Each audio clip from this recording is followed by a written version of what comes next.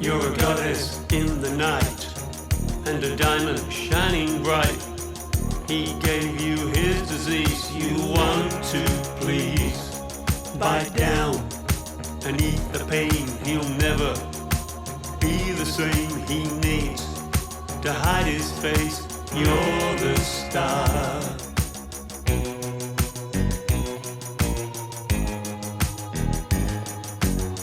She's a goddess in the night, and a diamond shining bright.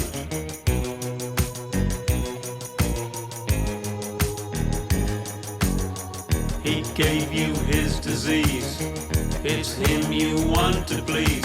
Everyone loves the rabbit girl, they all want her. Je suis ta fille. She lives in a special world. Je suis ta fille.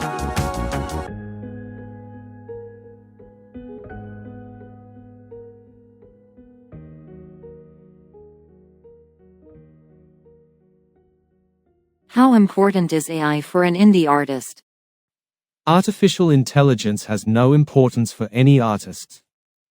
Why do you say that? Because art is totally independent of any medium, whether it be sound, paint or marble. Art comes from the artist's psyche and not from the medium. The accomplished artist knows, however, how to manipulate the medium in order to transmit their message best. So, art does not rely on anything other than the artist. Do you use AI-generated music?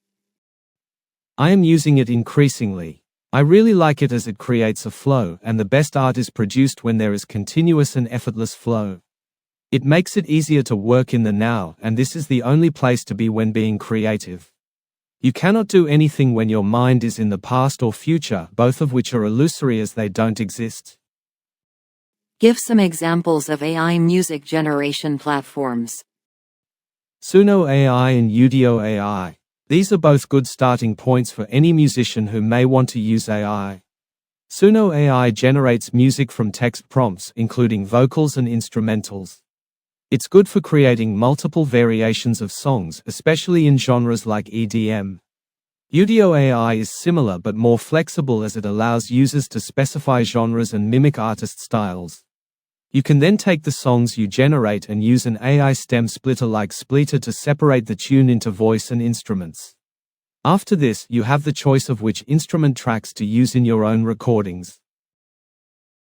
There is a lot to learn about artificial intelligence, and it is hard to keep up with the latest developments. Is there a one-stop shop on social media that can keep us up to date?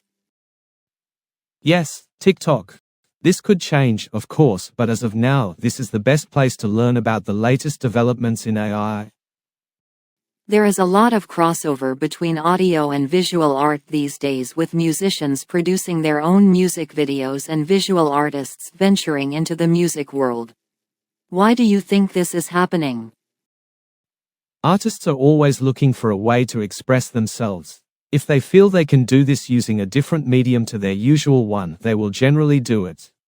AI is making this possible now more than previously. You are producing fan videos yourself now using some AI-generated music. Will this continue? Yes, although the music is the most important consideration for me, the video that often accompanies it is becoming more relevant as it helps to describe the message of the music. Even more importantly, it can aid in conveying the atmosphere that the tune is meant to evoke in the audience. Do you like anime and manga? Yes. Why? I grew up watching cartoons and reading both Marvel and DC comics. It was an addiction. For me, anime and manga are just the same as cartoons and comics. You are a big fan of Alice Cooper. Why? Alice Cooper, both the band and the lead singer, epitomize the word indie. For me, they are the most original and groundbreaking American band of all time, without a peer. Unique, they blended theater and rock, focusing on horror. Whoever did that before, apart from probably Screaming Lord Sutch in England? But Alice Cooper did it at a high level, becoming major recording artists yet retaining an indie attitude. Also, I like the way the band has morphed into the individual Vincent Furnier. It reminds me of the wave-particle duality principle that describes how an electron can behave as both a particle and a wave, depending on the observer or the experimental setup. I effortlessly see the band and Alice himself as one and the same. The influence of the band can also not be ignored. I mean, would Marilyn Manson have been able to exist if not for Alice Cooper? I doubt it. Do you agree with Alice Cooper that people are now unshockable? Alice actually said that in the 1970s. How much more does this apply now? Filmmakers are having trouble trying to shock viewers. Look how the Terrifier movies have to really reach to upset the audience by getting more gory with each sequel. That's not how you shock someone. You do it by telling a story that deeply affects the viewer psychologically and not by relying on bloodier scenes. You have obviously been very inspired by Alice Cooper. What else do you find inspiring about him? He has retained his indie spirit, has never stopped working, and always experiments with new musical directions. He is unafraid to release to the world on his historical compilation albums the very worst demo-quality recordings alongside his pristine hi-fi production epics. His longtime producer, Bob Ezrin, is, in my view, one of the greatest producers in history. Like many geniuses, he flies under the radar. He produced Pink Floyd's The Wall album.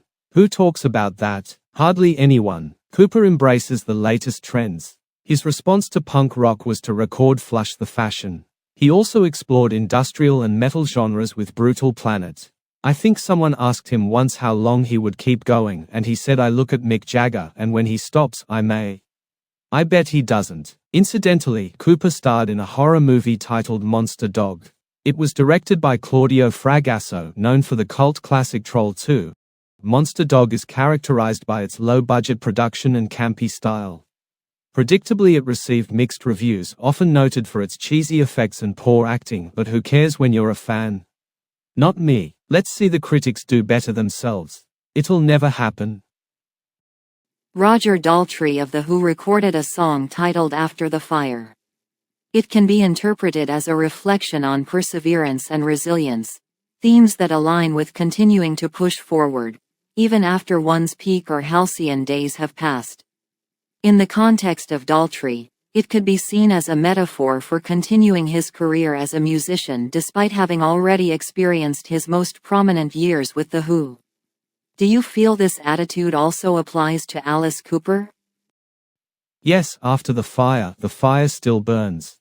Cooper's Welcome to My Nightmare album was a huge mainstream success. Since that time, he has, for all intents and purposes, receded into the background, yet is still very active in touring, even hosting radio shows and still releasing high-quality albums. Welcome to My Nightmare, the 2011 follow-up to the album of 1975, is filled with well-produced originals. Paranormal in 2017 features great tracks like Paranoid Personality and Fireball. He continues to honor his rock legacy. Most importantly, he has retained his indie spirit.